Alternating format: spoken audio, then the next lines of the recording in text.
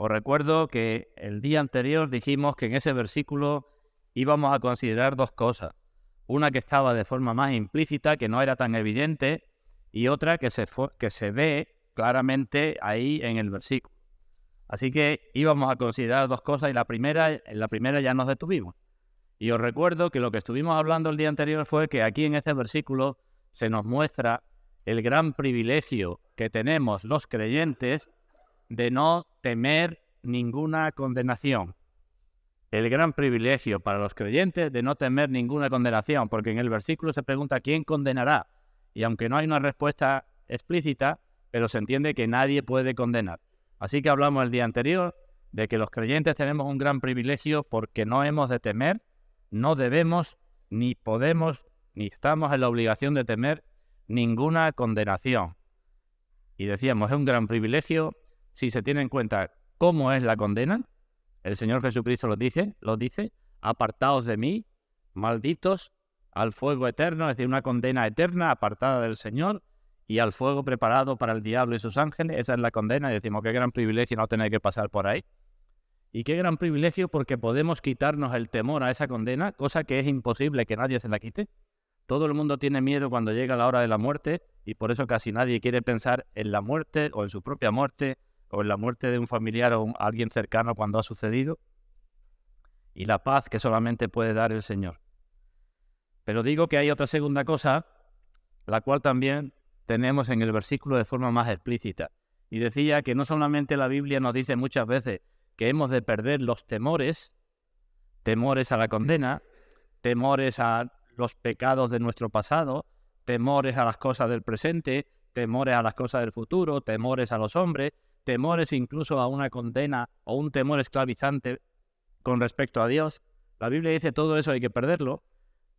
El cristiano debe perderlo, pero no para que nos quedemos en una situación neutral. Ya no temo y me quedo en una situación neutral, sino que para que pasemos a una parte positiva en donde tengamos gozo. Gozo a pesar de no tener temores por nada ni por nadie, porque en las manos de Dios están nuestros tiempos, y tener gozo a pesar de los pecados pasados, a pesar de los pecados y problemas presentes, a pesar de las incertidumbres del futuro, a pesar de lo que nos pueda suceder. No solamente no tener temor, sino que tener también gozo. Y esas dos facetas solamente son posibles cuando tenemos presente los aspectos de la obra del Señor Jesucristo por nosotros. Los distintos aspectos que muestra aquí el apóstol Pablo en el versículo 34. Cosas que ya conocemos, pero que necesitamos interiorizar. Hemos de meditar en ellas una y otra vez para interiorizarlas, para hacerlas nuestras, no solamente en nuestra cabeza, sino en nuestros corazones, para que después, cuando tengamos una duda por parte de Satanás, como decíamos, o un problema que nos puede venir un gran problema, o lo que sea, no perdamos de vista lo que la Biblia nos dice acerca del Señor Jesucristo, de lo que ha hecho y de lo que eso debe significar en nuestras vidas. Así que eso es lo que tenemos en la segunda parte del versículo, o en el versículo de forma explícita, y en eso nos vamos a detener. Pero antes, pues vamos a leer, como hacemos siempre, pues desde el versículo 31, Romanos capítulo 8, versículo 31. Leemos ahí un poco de la palabra de Dios. Dice el Señor, nos dice a nosotros, ¿qué pues diremos a esto? Si Dios es por nosotros, ¿quién contra nosotros? Primera cosa que hemos de interiorizar. Si Dios con su poder está a favor de nosotros, ¿quién contra nosotros? Segunda cosa, el que no escatimó ni a su propio Hijo, sino que lo entregó por todos nosotros, ahí tenemos la manifestación suprema del amor de Dios, ¿cómo no nos dará también con Él todas las cosas? Tenemos el poder de Dios, tenemos un Dios que nos ama sobremanera hasta el punto de entregar a su Hijo. Versículo 33, ¿quién acusará a los escogidos de Dios? ¿Quién puede acusarnos en su tribunal si Dios es el que justifica? El que no solamente nos perdona, sino el que nos declara limpios como si nunca hubiéramos pecado. Y versículo 34, ¿quién es el que condenará? Cristo es el que murió, más aún el que también resucitó, el que además está a la diestra de Dios, el que también intercede por nosotros. Ahí tenemos las 4 etapas, podemos decir, los 4 aspectos fundamentales de la obra del Señor Jesucristo. Y en ellos nos vamos a detener ahora dentro de un momento. Pero antes vamos a pedir la bendición del Señor. Vamos ahora. Padre nuestro, como hemos cantado, te damos muchas gracias porque tú eres el único que mereces toda la gloria y porque podemos acercarnos a ti a pesar de nuestras imperfecciones y pecados por medio de tu Hijo, nuestro Señor Jesucristo. Y te damos muchas gracias porque en tu palabra tú nos dices esto una y otra vez y tu Santo Espíritu ha tocado nuestros corazones, ha abierto nuestros ojos, nos ha dado la vida que no teníamos y podemos comprender un poco cómo es nuestra salvación. Pero Padre, quisiéramos pedirte en esta mañana que tú obraras en nuestros corazones para que, como hablamos, estas cosas no sean solo conocidas en nuestras mentes, sino que formen parte de nuestras vidas para que en todo momento y circunstancia podamos vivir a la luz de ella como vivía tu propio Hijo. Que digamos que hacer tu voluntad siempre nos ha agradado, que tu ley está en medio de nuestros corazones y que pase lo que pase, no perderemos el gozo, aunque a veces pasemos por pruebas importantes, aunque nunca serán tan importantes como aquellas por las que pasó tu Hijo para nuestra salvación.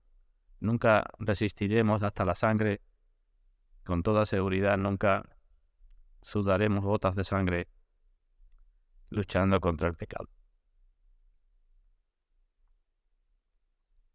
Te pedimos tu bendición para la gloria de tu nombre y por los méritos y por la obra de tu Hijo, nuestro Señor Jesucristo. Amén. Así que hablamos de la obra de Cristo, no solamente para no tener temores, sino también para tener gozo en medio de los problemas. Cuando hablamos del gozo cristiano, no quiere decir que los cristianos estemos siempre riéndonos y siempre el apóstol Pablo vemos su vida y el Señor Jesucristo vemos su vida y en la Biblia no aparece nunca que el Señor Jesucristo estuviera riéndose. Aparece sí que lloró en más de una ocasión. Y el apóstol Pablo, cuando vemos lo que escribe, él decía y exhortaba a sus hermanos a que estuvieran siempre gozosos en el Señor, pero él reconoce que a veces tenía mucha tristeza y que a veces tenía tristeza sobre tristeza y que a veces estaba derribado aunque no estaba destruido. Así que el gozo no significa que no se tengan problemas o que no se tengan tristeza. El gozo es una manifestación, algo interno del cristiano que no puede quitar nadie, que solamente puede dar Dios y que debemos pedir que nos lo dé y debemos esforzarnos por conservarlo aún en medio de los grandes problemas. Así que la obra del Señor Jesucristo. Y lo primero que dice el apóstol Pablo es que Cristo es el que murió. ¿Quién es el que condenará? Si Cristo es el que murió. Hay una traducción alternativa y es que eso que se pone en afirmativo, Cristo es el que murió, se puede también poner en forma de pregunta, como si el apóstol dijera, ¿quién condenará siendo como era Cristo el que murió? O bien, ¿quién condenará? ¿Será Cristo el que murió? Y hay diversas formas de poner la frase, pero todas tienen el mismo sentido. ¿Quién va a condenarnos? Y si lo entendemos así, como una pregunta, ¿será Cristo el que murió el que nos va a condenar? Entonces nos viene a la cabeza lo que decíamos el día anterior, de que Cristo será el juez, lo que dice la Escritura, ¿verdad? Entonces, lo que está aquí el apóstol mostrando es la incongruencia de un razonamiento contrario a lo que aquí dice. Porque si Cristo muere para salvarnos, para que no seamos condenados, como Cristo, que es el juez, va a ser después el que nos condene. Esa es la fuerza del argumento. ¿Quién nos va a condenar? Si el que tenía que condenar hace imposible que eso sea así. Si Él muere para que unos no sean condenados, y Él es el que tiene que decir, este es condenado, pues entonces su muerte sería en vano. Así que si Cristo muere, no puede haber condenación. Y esto en la Escritura se manifiesta de diversas maneras. La muerte de Cristo, para que entendamos esto bien, la Escritura nos la muestra de distintas formas.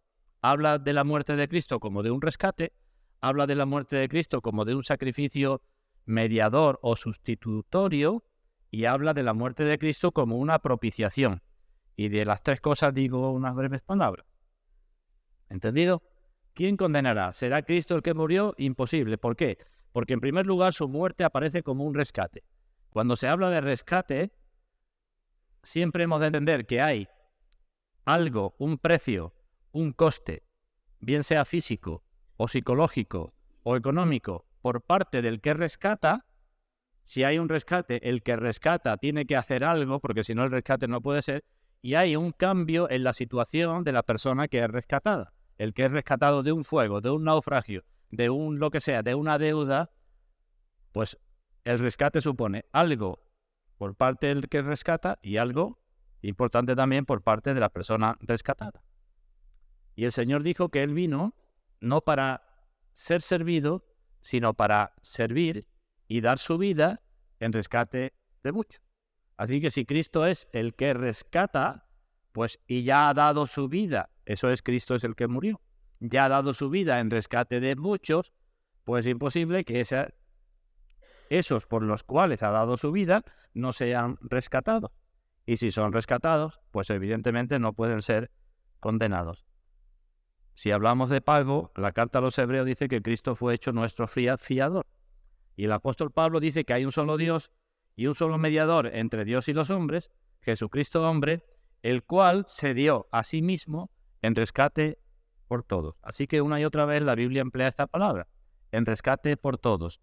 No hay diferencia, hago aquí un paréntesis. El Señor dice que vino a dar su vida en rescate por muchos, el apóstol Pablo dice en rescate por todos. Pero hemos de entender que la Biblia no tiene contradicción y hemos de entender que la palabra todos, no en todos los lugares, en muchísimos lugares en la Escritura, no significa algo universal, algo para todo el mundo en todas las épocas. Como nosotros hablamos también cuando decimos que todo el mundo estaba en la calle, ¿verdad? No estaba todo el mundo en la calle, estaban en bollullos en tal día y por tal fiesta, pues había mucha gente en la calle. Así que no hay contradicción. Dio su vida en rescate. Así que en esta situación estábamos los creyentes, como náufragos, como con una gran deuda, pero sobre todo con una muerte encima, una muerte espiritual y una muerte eterna. Así que el rescate se paga para que no tengamos muerte espiritual y para que no tengamos una muerte eterna. Y en la carta a los Hebreos, voy a citar hoy muchos pasajes, aunque no los busquemos, se nos dice que Él ha obtenido eterna redención, eterno rescate, ya no hay vuelta atrás. Y esto, digo, debería de llenarnos de gozo. A pesar de todos los problemas, tener con nosotros el poder de Dios, el amor de Dios, la justificación por parte de Dios y la muerte de Cristo que implica nuestro rescate, pues eso debería de llenarnos de gozo. En el libro de Job, no lo vamos a buscar, en el capítulo 33, cuando Job estaba en esa situación difícil, uno de sus amigos le dijo: si tuviese cerca de él, del que está sufriendo, algún elocuente mediador muy escogido que anuncie al hombre su deber, si la persona que sufre tuviera cerca de ella un elocuente mediador muy escogido, o cualquiera, que anuncie al hombre su deber, que le diga que Dios tuvo de él misericordia, que lo libró de descender al sepulcro y que halló redención, le dice el amigo, si el que sufre tuviera esto al lado de él, cosa que ya tenemos nosotros los cristianos, ¿verdad? Sigue diciendo, su carne será más tierna que la del niño, volverá a los días de su juventud, orará a Dios, y éste le amará, y verá su faz con júbilo, y restaurará al hombre su justicia. Son palabras del amigo de Job a Job, pero son palabras que se pueden aplicar a nosotros. Ya tenemos un mediador escogido, ya tenemos un mediador que nos dice cuál es nuestro deber, un mediador que nos dice que Dios ha tenido misericordia, que nos ha rescatado, que nos ha librado de descender al sepulcro y que por eso oramos a Dios, Dios nos ama, vemos la faz de Dios con júbilo y nos restaura la justicia. Así que recibimos la misericordia de Dios gratuitamente, pero a Cristo le costó de forma muy cara. Y si Cristo rescata, no hay condena. Segunda forma en que aparece la muerte de Cristo, pues aparece como un sacrificio sustitutorio, un sacrificio mediador.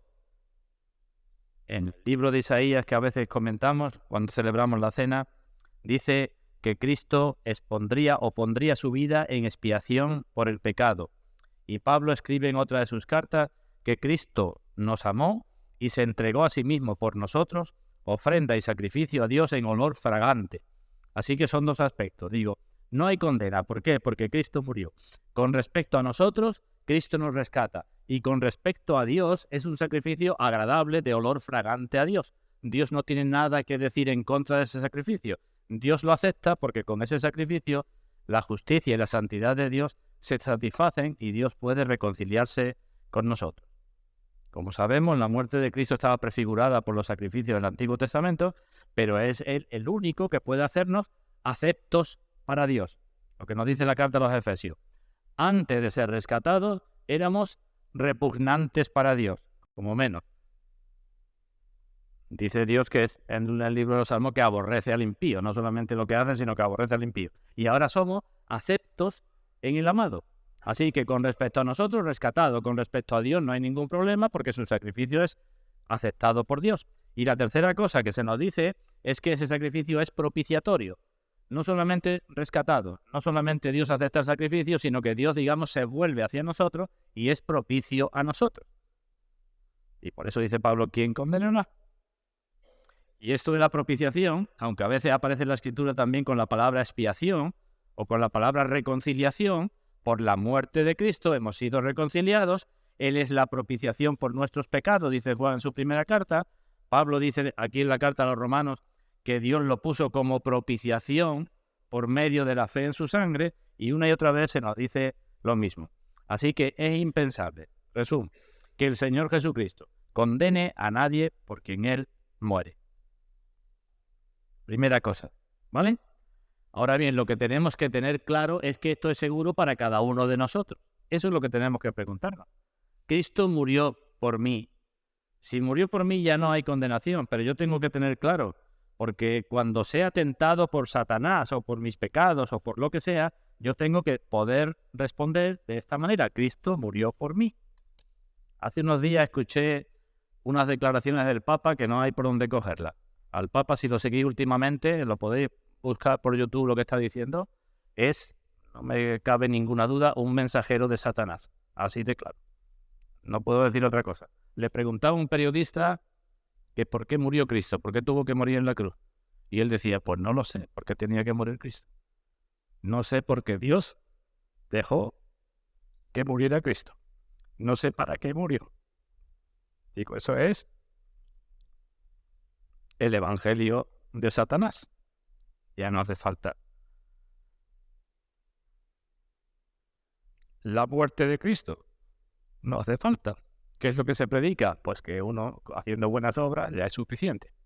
Y ya está. Pero esto no es nuevo. Si buscáis también por internet, Arthur Pink, hace ya más de 100 años, escribió un sermón que se llamaba eso, el Evangelio de Satanás. Y lo que pasaba hace 100 años ha aumentado en lo que está pasando ahora. Exactamente igual. Bueno, pues el Señor no tenía que morir, pero murió. No tenía que ser condenado, pero fue condenado para que nosotros no fuéramos condenados. Y cuando Él dijo, consumado es, pues ya está todo. Cumplió la ley positivamente, cumplió la ley punitivamente, y Juan nos dice en su primera carta que Dios es fiel y justo para perdonar nuestros pecados. Dios es fiel y justo. ¿Por qué? Para perdonar nuestros pecados, porque Cristo es el que murió. Dios tiene que ser fiel a su propia palabra, a lo que ha dicho, y Dios tiene que ser justo. Pero es que en el sacrificio de Cristo, Dios, al perdonarnos, muestra su fidelidad y muestra su justicia. No se salta su fidelidad y se salta su justicia. ¿Entendemos, no? Esto es un argumento fundamental. Dios no va a condenar lo mismo dos veces. Dios no va a hacer eso. Lo que ya cargó en Cristo no lo va a cargar en nosotros. Cuando hablamos de la justicia y la santidad de Dios, para los incrédulos esto es algo terrible. Mejor no se lo quita de la cabeza. Si habláis con personas incrédulas, sobre todo si se creen que son buenas, no quieren hablar de estos temas. La justicia de Dios, bueno, Dios es amor y ya pasará la mano. La santidad de Dios, bueno, Dios es santo, pero nosotros no podemos ser tan santos. En cambio, para el creyente, estos atributos de Dios son atributos que tienen que servir para nuestro gozo. Podemos mirar de frente la santidad y la justicia de Dios porque ya Cristo murió y pagó por eso. Y entonces ya no temo a un Dios que sea justo y que sea santo. El Señor dijo, esta es la sangre, mi sangre del nuevo pacto, ¿verdad? Que por muchos es derramada para remisión de los pecados. Otra vez por muchos. Para remisión de los pecados, para el rescate de los pecados, para el perdón de los pecados. Para que Dios fuera propicio a nosotros por medio de este sacrificio. Y así pues lo dicen una y otra vez. hizo la purificación de nuestros pecados por medio de sí mismo. Nos amó y nos lavó de nuestros pecados con su sangre. Tenemos redención por su sangre, el perdón de pecados, y todos los que en él creyeren recibirán perdón de pecados en su nombre. Así que Cristo es el que murió, nosotros somos rescatados, el sacrificio se ha hecho y Dios lo acepta, y nosotros podemos tener el favor de Dios. Dios es propicio para nosotros, no hay ninguna condenación. Y eso lleva implícito, que no debemos de olvidarlo, aunque cada uno de estos aspectos son muy importantes, lleva implícita la santificación de aquellos que dicen que creen en Dios, de aquellos que dicen que Cristo murió por sus pecados. La santificación, ¿qué significa? Consagración a Dios y renovación de nuestra naturaleza. Y eso aparece también en la Escritura, una y otra vez relacionada con la muerte y con la sangre de Cristo. Así que creemos, tenemos paz, tenemos gozo, y hemos de ver si tenemos una nueva naturaleza y si con la nueva naturaleza estamos cada vez más consagrados a Dios. Porque el Señor dijo, por esto yo me santifico a mí mismo, por esto yo me entrego, para que ellos sean también santificados en la verdad. Y al Padre, en aquella oración de Juan 17, pues le pidió que los santificara a los suyos en la verdad. Aparece en la carta a los Hebreos en varias ocasiones y en la carta a los Efesios. Jesús, para santificar al pueblo mediante su propia sangre, lo mismo, la muerte sirve también no solamente para rescate, sino para santificar, padeció fuera de la puerta.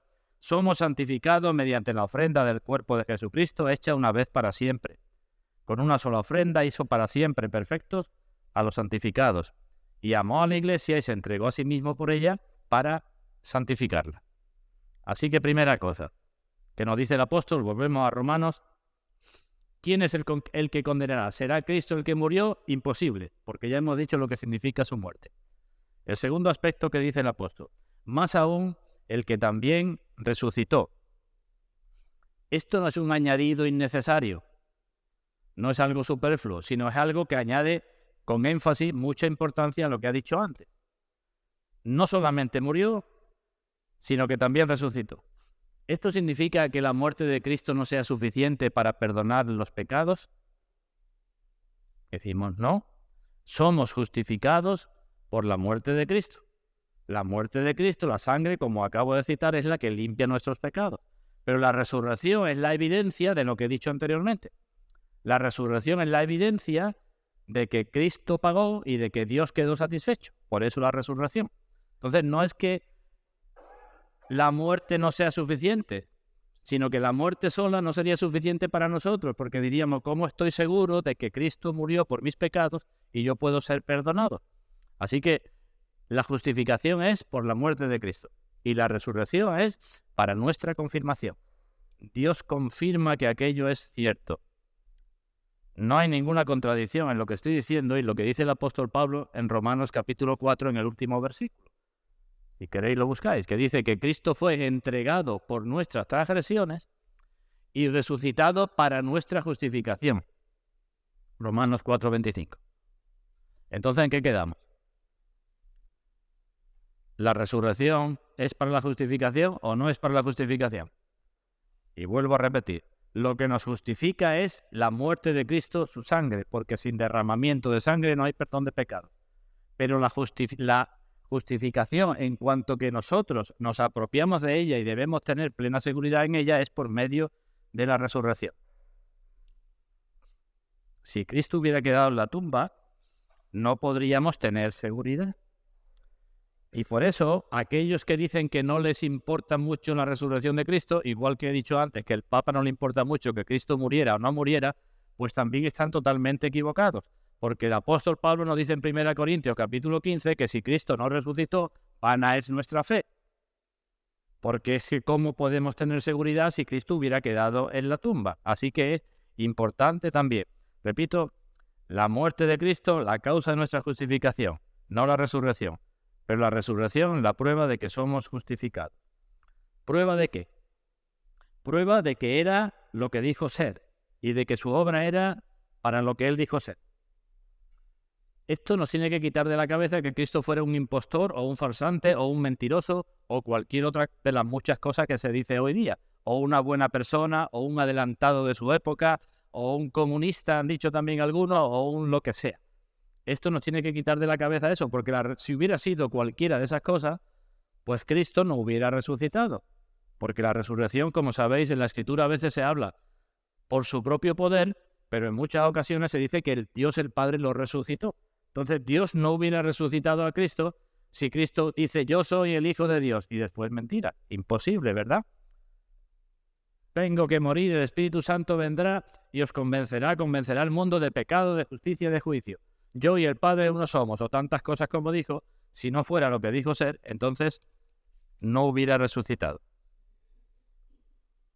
La resurrección es, él lo dijo también, la señal del profeta Jonás. ¿Nos acordamos? Cuando aquellos le pedían, danos una señal, y él dijo, pues como el profeta Jonás estuvo en el vientre del gran pez, el Hijo del Hombre estará en el vientre de la tierra 3 días y 3 noches. ¿Se cumplió? Sí. Entonces es cierto lo que dijo y es cierto lo que era, ¿verdad? La resurrección es también una muestra, como he dicho antes, de la aceptación de su obra por parte de Dios.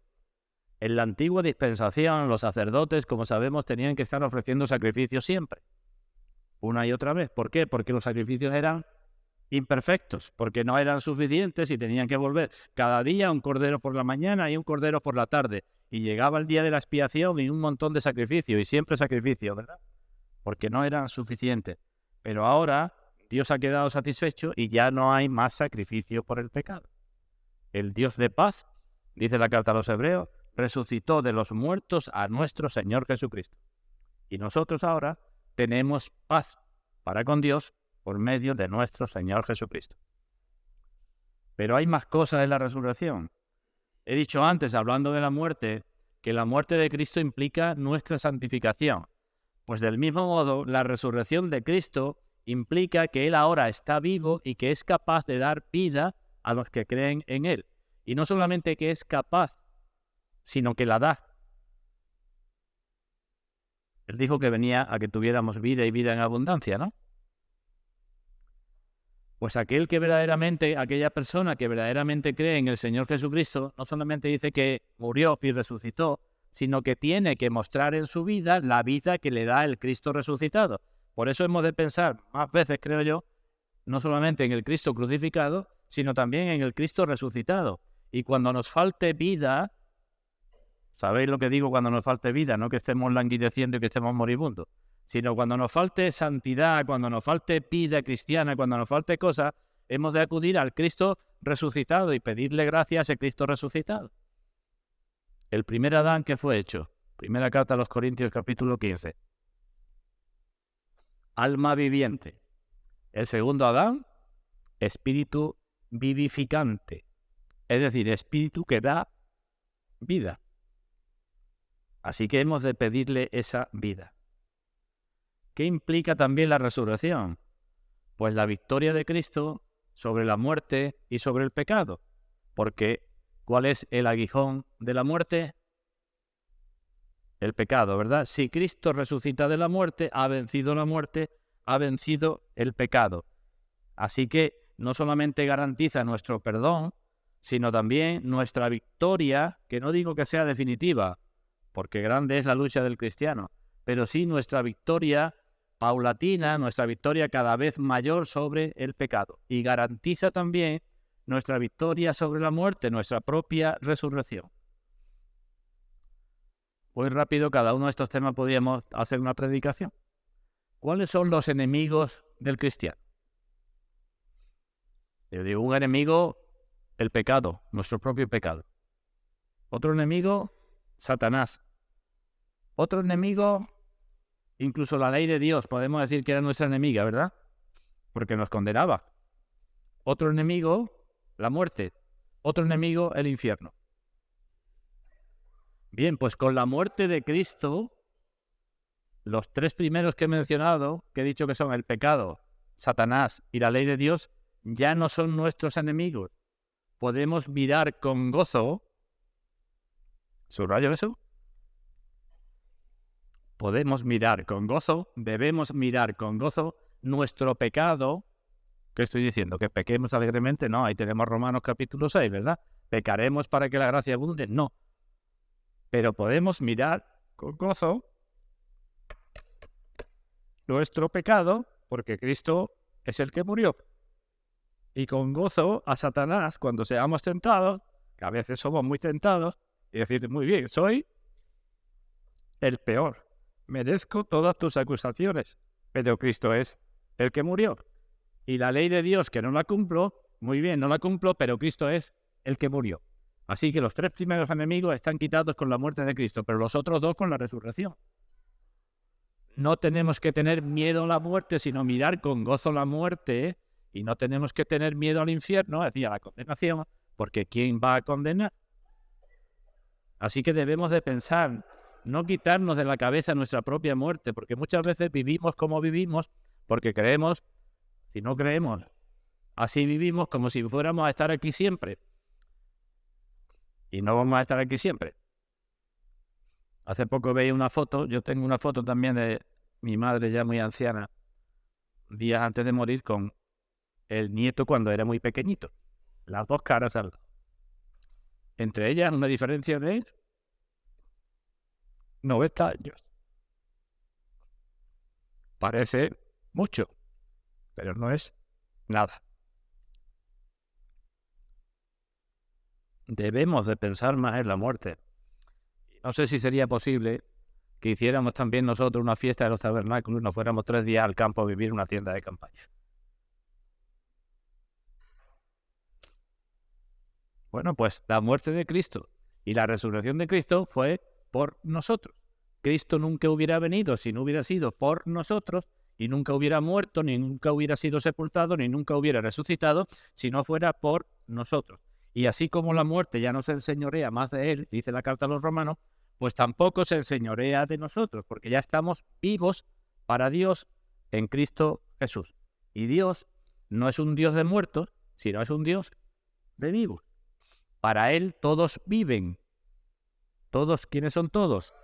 Pues todos los creyentes que murieron están vivos, Abraham, Isaac y Jacob, todos están vivos, y los que vivimos ahora mismo también estamos vivos, y los que serán llamados más adelante, pues también todos están vivos. Todos hemos pasado de muerte a vida. Y la Biblia, no da tiempo a que lo veamos, pero tenéis en la guía del culto alguna cita, habla de que nuestro bautismo es el bautismo en la muerte y resurrección de Cristo, que nuestra esperanza es en la resurrección de Cristo, que la nueva vida del creyente es la resurrección de Cristo, que Cristo es la cabeza resucitada y el cuerpo no puede estar muerto. Vamos al tercer aspecto. De nuevo en Romanos. ¿Quién es el que condenará? ¿Será Cristo el que murió? No. ¿Será Cristo el que también resucitó? Más aún también resucitó. Tampoco. Tercer aspecto. El que además está a la diestra de Dios. Esto que dice el apóstol aquí es una respuesta a la propia oración de Cristo. Yo sé que el Padre siempre me oye, dijo, ¿verdad? Pues el Señor le dijo, Juan capítulo 17 al Padre, Padre, glorifícame al lado tuyo con aquella gloria que tuve contigo antes que el mundo fuese. Así que el que esté exaltado a la diestra de Dios es una respuesta a su propia petición.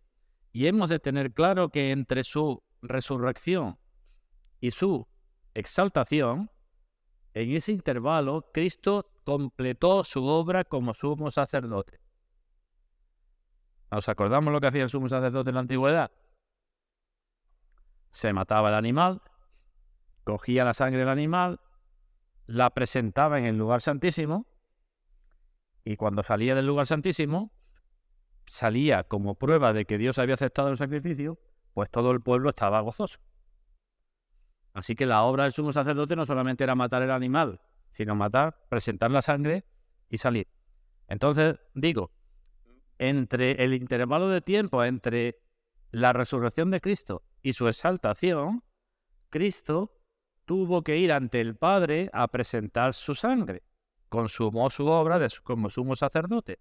Por eso en el Evangelio de Juan, cuando María quiso retenerlo, él le dijo, no me retengas, no es no me toques, sino no me retengas, porque tengo que ir al Padre. Subo a mi Padre y a vuestro Padre, a mi Dios y a nuestro Dios. Y esto es lo que nos explica la carta a los Hebreos una y otra vez.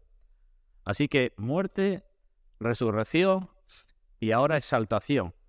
La exaltación, en primer lugar, confirma todo lo que he dicho anteriormente. Porque no solamente Cristo, digamos, fue resucitado y se quedó ahí, sino que además fue exaltado. No solamente fue sacado de la tumba, sino que fue honrado sobremanera. Y eso confirma todo lo anterior. Confirma lo que dijo, confirma su obra, confirma la satisfacción de su sacrificio. Repito, no solamente es culpado, sacado de la tumba porque ya no tiene culpa, sino que además honrado y exaltado. En la antigüedad, ¿nos acordamos de la historia de José? Probablemente sí, ¿verdad? Cuando José estaba en Egipto y sus hermanos fueron a él, y él quería probar a sus hermanos, les dijo que fuera a ver a su padre y que se trajera al hermano pequeño Benjamín. ¿Lo acordamos? Y Jacob no quería. Y Judá le dijo a su padre: yo te respondo por él. A mí me pedirás cuenta. Si yo no te lo vuelvo a traer, y si no lo pongo delante de ti, seré culpable para ti para siempre. Esas palabras son aplicables, en cierto modo, al Señor Jesucristo. Él es el que nos lleva y dice: si yo te respondo por él, por mí, a mí me pedirás cuenta, y si no lo pongo delante de ti, no lo vuelvo a traer, yo seré culpable para siempre. El escritor de Hebreos expresa esto de muchas formas, muchas veces, y os sonará pasajes tales como lo siguiente: que Cristo, Hebreos capítulo 1, versículo 3, habiendo efectuado la purificación de nuestros pecados por medio de sí mismo, se sentó a la diestra de la majestad de las alturas. Es lo que dice Pablo, ¿verdad? La exaltación. Y otra vez, Cristo, habiendo ofrecido una vez para siempre un solo sacrificio por los pecados, se ha sentado a la diestra de Dios. Y sabemos que sentarse a la diestra significa un trabajo concluido. Ya no hay que hacer nada más. Ya se ha hecho, ya ha muerto, ya ha resucitado. Su obra es perfecta y con una sola ofrenda hizo perfectos para siempre a los santificados. Su exaltación confirma también su capacidad para dar vida. Cristo sube al cielo con la naturaleza humana, no en debilidad, sino glorificada. Naturaleza que nosotros tendremos porque seremos semejantes a Él y le veremos tal como Él es. Y es capaz de dar vida.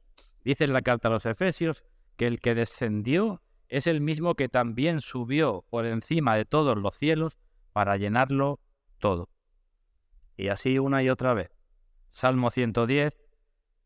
Jehová dijo a mi Señor: siéntate a mi diestra hasta que ponga a tus enemigos por estrado de tus pies. Carta a los Hebreos. Cristo, habiendo ofrecido una vez para siempre un solo sacrificio por los pecados, se ha sentado a la diestra de Dios, de ahí en adelante esperando hasta que sus enemigos sean puestos por estrado de sus pies. Así que la exaltación de Cristo, el que se siente a la diestra de Dios, confirma todo lo que he estado diciendo acerca de la muerte y la resurrección. Pero hay más cosas en la exaltación de Cristo. ¿Qué hemos de ver? Pues que Cristo ha abierto el cielo para nosotros, porque todo esto he dicho hace un momento que lo hizo por nosotros, ¿verdad? Pues si Cristo sube y es exaltado, Cristo ha abierto el cielo para nosotros. Nos acordamos Juan capítulo 14, voy a preparar lugar para vosotros, para que donde yo estoy, vosotros también estéis. Y estaremos con Él en el reino preparado, ¿desde cuándo? Y dice, desde antes de la fundación del mundo. Y estas cosas, pensar en esto, interiorizar esto, una u otra o muchas de ellas tienen que servir para cuando estemos en medio de problemas y aflicciones. Tenemos, puedo decirlo así, un amigo en el cielo, ¿verdad?, que ha hecho todo por nosotros, que nos quita la diferencia entre nosotros y Dios, que ha sido puesto sobre todo principado y autoridad y poder y señorío, y ha sido dado por cabeza a la iglesia, la cual es su cuerpo. Pues ese es el que está en el cielo por nosotros. Y repito, cada uno de estos aspectos merece una mayor exposición y meditación, pero creo que es bueno que los tengamos todos, al menos, en una visión. Debemos tener, como los ángeles dijeron a los pastores. ¿Cuál fue el anuncio de los ángeles a los pastores? He aquí, os traigo, ¿qué? Nuevas de gran gozo. Pues si los ángeles, con el nacimiento del Señor, traían nuevas de gran gozo, nosotros, pensando en su muerte, en su resurrección y en su exaltación, también tienen que ser eso noticias para nosotros de gran gozo. esa exaltación de Cristo tiene que ser suficiente para nuestra plena seguridad, porque delante de Él se doblará toda rodilla de los que están en los cielos y en la tierra y debajo de la tierra, delante de Él. Y se dobla la rodilla ahora en señal de adoración y de gratitud y por la conversión, o se doblará un día la rodilla ante aquel que tiene que ser el juez y que se doblará la fuerza y que será el que condene. Por esa exaltación también, Cristo puede dar el Espíritu Santo. Está exaltado a la diestra de Dios y da el Espíritu Santo. Y eso es lo que hizo, nada más que fue exaltado. En Pentecostés, poco tiempo después de que subiera al trono, derramó el Espíritu Santo, ¿verdad? Y el Espíritu Santo hizo obras con aquellas personas. Como está exaltado, es el que gobierna la iglesia. Como está exaltado, es el que frena a los enemigos de la iglesia. A veces me viene a la cabeza esas situaciones que aparecen en la Escritura con no poca frecuencia. A veces hacen más daño a la iglesia los amigos de la iglesia que los enemigos de la iglesia. Los que se llaman amigos de la iglesia, pero que no son iglesia, hacen más daño a la iglesia que los enemigos de la iglesia que dicen que sí quieren hacer daño a la iglesia.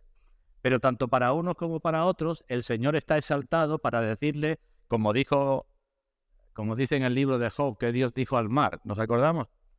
Al mar, cuando habla del mar orgulloso, dijo, hasta aquí llegarán tus olas, y de aquí no pasarán. ¿Qué sucedió con el judaísmo? Era el primer y gran enemigo del cristianismo. ¿Qué sucedió con el judaísmo? Pues que desapareció. Fueron destruidos la nación, el templo y todo. Cada uno fueron dispersados. ¿Qué sucedió con el Imperio Romano, que fue el que destruyó al judaísmo? Sustituyó al judaísmo como perseguidor de los cristianos. ¿Y qué sucedió después con el Imperio Romano? Pues también desapareció. ¿Por qué? Porque tenemos un Cristo exaltado. Y se cumplirá, aunque estemos en tiempos difíciles, lo que tenemos en el Salmo 2, que consultarán reyes y príncipes unidos, diciendo, vamos a echar sus ligaduras y vamos a quitarlo de en medio, pero el Señor, el que está en el cielo, se reirá de ellos. Así que esto tiene que llenarnos de gran gozo, que nada ni nadie nos puede hacer, eso es lo que hemos visto ya en Romanos 8:28. Todas las cosas son para nuestro bien y llegará lo que sea, quien sea o la circunstancia que sea, hasta donde el Señor que está exaltado nos lo permita. Ya estamos sentados en los lugares celestiales con Cristo, ¿no? Dice la carta a los Efesios. Eso no es una profecía, ¿no? Cuando en Efesios capítulo 2 dice que por gracia sois salvos por medio de la fe y con Él nos sentó en los lugares celestiales, eso no es una profecía. Eso es una realidad ya en nuestra vida. Con Él nos sentó en los lugares celestiales. Y finalmente volvemos al cuarto aspecto. En Romanos 8:34. ¿Quién condenará? ¿Será Cristo el que murió? Más aún. ¿Será Cristo el que también resucitó? Más aún. ¿Será Cristo el que además está a la diestra de Dios? Y lo último que dice, el que también intercede por nosotros. El apóstol evidentemente está diciendo estas cosas así de forma tan sucinta para afianzar la fe y la confianza de los creyentes, ¿verdad? Para cuando los creyentes estén en problemas y aflicciones, que permanezcan firmes. Intercede por nosotros. ¿Cómo hemos de entender eso? Creo que aquí puede haber alguna confusión. Y digo algo acerca de esto. En la carta a los Hebreos, capítulo 7, vamos a buscar ese pasaje, ya que no hemos buscado ninguno hasta ahora. Hebreos capítulo 7.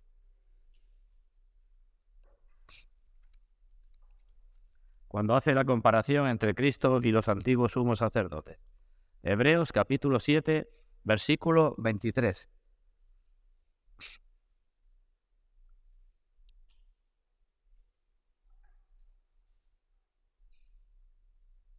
Bueno, leo el 22. Por tanto, Jesús es hecho fiador. Ahí tenemos el rescate que hablé al principio, ¿verdad? Es el que ha pagado el rescate, luego ya podemos ser rescatados. Cristo es hecho fiador de un mejor pacto. Y los otros sacerdotes llegaron a ser muchos debido a que por la muerte no podían continuar. Tenían que ser muchos, ¿verdad? Porque morían y tenían que ser sustituidos por otros. Mas este, por cuanto permanece para siempre, Carta a los Romanos, Cristo murió, pero resucitó. La muerte ya no se enseñorea más de él, ya no tiene más dominio sobre él, por lo cual, por cuanto permanece para siempre, tiene un sacerdocio inmutable. Ya no tiene que ser sustituido por otro, porque permanece para siempre. Versículo 25, por lo cual puede también salvar perpetuamente a los que por él se acercan a Dios, viviendo siempre para interceder por ellos. Pablo dice, está a la diestra de Dios e intercede por nosotros, ¿verdad? Y aquí en la carta a los Hebreos dice que Cristo vive siempre, resucitado, exaltado, para interceder por ellos. Digo, ¿cómo hemos de entender esto? La palabra que se traduce aquí como perpetuamente puede salvar perpetuamente, también puede salvar eternamente, puede salvar por completo, puede salvar para siempre. Y la carta a los Hebreos nos dice en multitud de pasajes que la obra de Cristo fue una vez y para siempre, ¿verdad? Todo una vez y para siempre. Entonces, creo que no es correcto entender que Cristo está constantemente ante el tribunal de Dios pidiendo que nos perdone nuestros pecados y que no seamos condenados por nuestros pecados. Creo que eso no es correcto. El sentido más bien es que Cristo, desde su exaltación, ya tiene un sacerdocio que es eterno y no tiene que volver a repetir. Creo que se puede entender así fácilmente. Cristo, ¿por qué resucitó y fue exaltado? Porque presentó su sangre ante el Padre, y por su sangre, ¿cuántos de nuestros pecados han sido perdonados?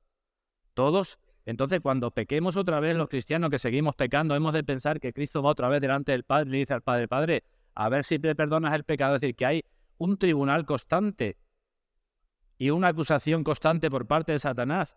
Pues no sé, fijémonos cuántas veces pecamos cada uno de nosotros cada día, pues ¿qué tendría que estar Cristo haciendo todos los días con todos los creyentes del mundo? Entonces creo que eso no es correcto. Eso es una idea que la desarrollaron muchos puritanos y es una idea que luego se ha propagado en las iglesias, pero creo que eso no es correcto. Es decir, Cristo intercede por siempre, o está siempre intercediendo, no porque esté haciéndolo físicamente, realmente, sino porque lo que hizo ya es para siempre. ¿Entendemos eso? Entonces, cuando dice Juan que tenemos abogado para con el Padre, no quiere decir que Cristo tenga que, Padre, esta es otra mi oveja que ha pecado otra vez, a ver si la perdonas. Y el Padre diga, bueno, la perdono. Y dentro de un rato vuelve otra vez Cristo a pedirle al Padre que perdone la oveja. Si fuera así, tendría que estar no haciendo sacrificio, pero sí haciendo siempre lo mismo que hacían los sumos sacerdotes, ¿verdad? Y su obra fue de una vez y para siempre. Así que no es intercesión en cuanto a nuestra condena lo que sigue constante. No puede ser eso, porque ninguna condenación hay para los que están en Cristo Jesús. Si no hay ninguna, no hay necesidad de una intercesión por cada uno de nuestros pecados. Ya el Padre le dio la recompensa, ya nos defendió de todos nuestros pecados, ya Satanás ha sido vencido y el Padre no necesita que se le recuerde una y otra vez que la obra de Cristo es suficiente para perdonar nuestros pecados. ¿Vale? Repito que esto es una idea que surgió y quizás la que teníamos en mente muchos de nosotros. Bien, hay un aspecto que sí es del gran gozo y que está relacionado con esta intercesión. No intercesión para evitar la condena, pero sí intercesión para que nuestra fe no falte. ¿Nos acordamos? A Pedro, ¿qué le dijo el Señor? Simón, Simón, Satanás os ha pedido para zarandearos como a trigo, pero yo he rogado por ti que tu fe no falte. En el Evangelio de Juan, capítulo 17, también se dirige al Padre diciendo, yo ruego por ellos, no por el mundo, sino por los que me diste, porque tuyos son. Y sigue diciendo, ¿no? Cuando yo los guardaba, ninguno se perdió, más el hijo de perdición. Pero ahora voy a ti y hablo esto para que su gozo sea cumplido, para que tengan mi gozo cumplido en ellos mismos. El Señor dice, te ruego, Padre, y hablo esto para que lo oigan, para que tengan mi gozo en ellos mismos. Que sepamos eso, que además de todo lo que estaba hablando, tenemos alguien en el cielo que intercede, no solamente intercede al Padre, porque Él también cuida y se preocupa por sus ovejas. Es Dios mismo, las tres personas, el Espíritu Santo hace su obra, cuidando para que la fe de los suyos no falte, para que no decaigamos, para que no seamos condenados, para que perseveremos. Así que tenemos aquí aspectos de la obra de Cristo que creo que deben de ser una fuente de nuestro gozo y de nuestro consuelo. Cristo murió, Cristo resucitó, Cristo está a la diestra de Dios, Cristo intercede y no nos faltará nada de lo que sea necesario para nuestra salvación. Y ahora termino con una consideración final. Recuerdo brevemente todo lo que he dicho. No hay condena porque Cristo es el que murió. Porque su muerte fue para nuestro rescate, ya estamos rescatados. Porque su muerte fue para que Dios fuera propicio con nosotros. Porque su muerte fue para evitarnos la condena a nosotros. Y mirando eso, la santidad y la justicia de Dios no son nuestros enemigos, sino son nuestro gozo. Dios es santo y yo no soy santo. Pero ese Dios santo ya, lo digo con reverencia si queréis, no me puede condenar si yo estoy en Cristo. ¿Hay cosa imposible para Dios? La Biblia dice que no. Pues esta es una cosa imposible. Al que Dios pone en Cristo, Dios está atando las manos porque ya no lo puede condenar por estar en Cristo. Más aún el que también resucitó, evidencia de quién era, de lo que hizo, de la aceptación de su obra, de que puede dar vida y de su victoria sobre la muerte y el pecado. El que además está a la diestra de Dios como una recompensa de Dios, lo cual confirma lo anterior, está sentado, su obra concluida, nuestra naturaleza irá allí, glorificada como la suya, el cielo está abierto para nosotros. Y el que también intercede por nosotros, lo hizo de una vez y para siempre para eliminar nuestra condena y nuestra culpa, y lo sigue haciendo cada vez que fallecemos a causa de nuestras debilidades. Bueno, pues esto es. Y con todo esto, ¿qué tenemos que hacer como cristianos? Pues pienso que dos cosas, por lo menos, ¿verdad? Tener una gran gratitud a Dios y mostrar nuestra gratitud con nuestra consagración a Dios. Y tener gozo y perder los temores. Eso es lo que debemos sacar de aquí de conclusión. Podemos sacar otras muchas, pero si Dios, dice en la carta a los hebreos, no socorrió a los ángeles que cayeron, ¿verdad? No nos socorrió. Los dejó. ¿Nos podía haber dejado a nosotros también? Sí, pero no nos dejó. Entonces, si no socorrió a los ángeles, sino a nosotros, nos podría haber dejado a nosotros más allá de cualquier esperanza de salvación. Y en cambio, nos ha puesto en una condición sin temor a ninguna condenación. Repito, Dios podía habernos dejado sin esperanza ninguna de salvación. Y en cambio nos ha puesto sin temor a ninguna condenación. Ese Dios que ha hecho eso, ese Dios tendrá que o merecerá la alabanza de nuestra boca. Y si nosotros no alabamos a Dios, pues las piedras lo harán. Y alabamos a Dios no solamente cuando cantamos, sino alabamos a Dios cuando andamos como es digno de la vocación con que fuimos llamados. Alabamos a Dios cada día. Así que tenemos abundantes motivos para gozarnos. La humillación de Cristo es la base de nuestro consuelo, la exaltación, la base de nuestra nueva vida. Padeció el justo por los injustos para llevarnos a Dios. Sin la obra de Cristo, y a ver si alguien se lo dice al Papa, no tendríamos derecho a estar en la presencia de Dios, ni al favor de Dios, ni a nada de Dios. Con Cristo podemos vencer en las tentaciones. Con Cristo podemos estar, como el apóstol Pablo, en medio de la tormenta, el naufragio. ¿Acordamos? Hechos capítulo 27, 28. ¿Cómo estaba Pablo en medio de la tormenta? Pues estaba en medio de la tormenta. No podía Pablo eliminar la tormenta, ¿verdad? Llevaban 14 días sin comer. Y al final terminaron en un naufragio. Pero podemos estar con Cristo, como Pablo, en medio de la tormenta. El quitar la tormenta no depende de nosotros, pero el encontrar gozo en el Señor, eso sí, depende de nosotros. Así que Cristo es, de principio a fin, el alfa y el omega, todo en nuestra salvación. Y nosotros, pues debemos dar gloria a Dios, alegrarnos en Cristo y servirle con todo nuestro ser. Primera pregunta del Catecismo Menor de Westminster, que alguna vez la he dicho, nos la tendríamos que saber de memoria. ¿Cuál es el fin principal del hombre? Dice ese catecismo. Glorificar a Dios, respuesta, y gozar de Él, no dice con Él, que también podía ser, pero dice glorificar a Dios y gozar de Él para siempre. Gozar de Él siempre. Ese es el fin principal del hombre. Pues que Dios nos ayude, hermanos, a que eso sea una realidad en nuestra vida.